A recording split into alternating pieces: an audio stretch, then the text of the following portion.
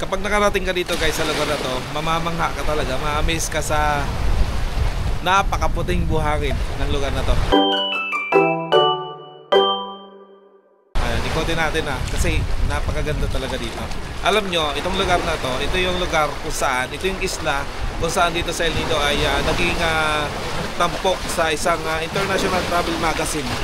At kung saan ay ito yung tinaguriang isa sa pinakamagandang beach at isla na matatagpuan mo dito sa buong mundo.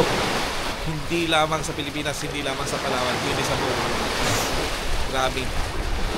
Napakaputi ng buhangin dito. Tignan nyo ayan, ilawak na. Ayan. Ayan.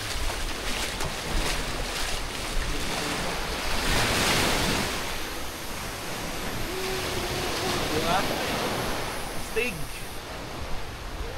At yun, tingnan nyo guys mayroong isang puno dito na ang ganda ng bunga niya.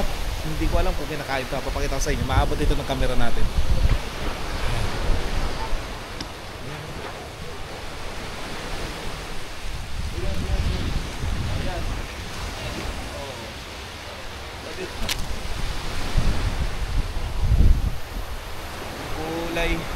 Kulay pula yung kanyang bunga.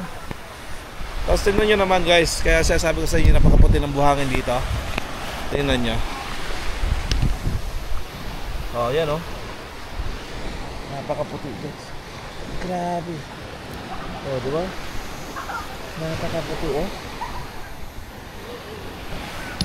Kaya napakagandang mag-stay dito sa lugar na to. Alam nyo ba kung ano to?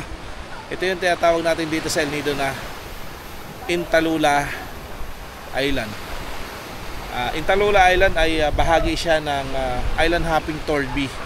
Pero minsan, katulad ngayon, ito yung ginawa nating last stop from the tour A para at least ma-experience naman ng ating mga bisita yung lugar na ito.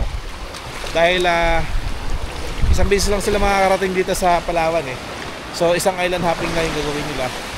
At hindi natin nabuo yung 4 destination doon sa Island Hopping Tour A dahil hindi naman sila nag-snorkeling activity. So nagkaroon tayo ng isang replacement, which is ito yung pinuntahan natin, itong Intalula Island. Ayan tignan nyo. Grabe grabe diba? Puting-puti ang buhangin. Kala mo talaga pulburan Grabe astig. Ay, may nakangiti.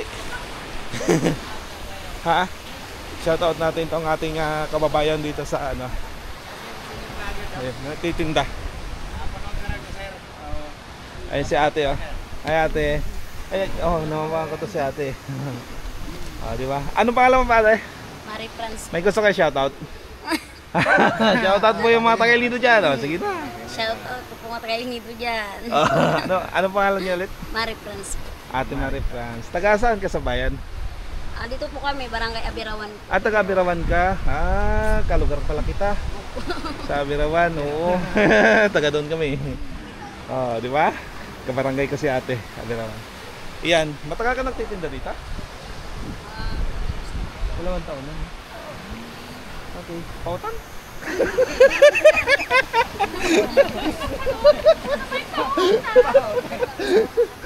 Ayun. Di ba? Kumusta naman Okay naman, mabenta naman. Sa ngayon maraming turista. Mahina kasi rin. Mahina pa ngayon. Pero at least hindi naman nasisiro sa maghapon. Hindi naman. Goods na yun. Di ba? Astig. Ganda. Ayun lang. So pasyalan nyo ito kapag nagawi kayo sa Lido Palawan, puntahan nyo yung Intalula Island. Yun lang.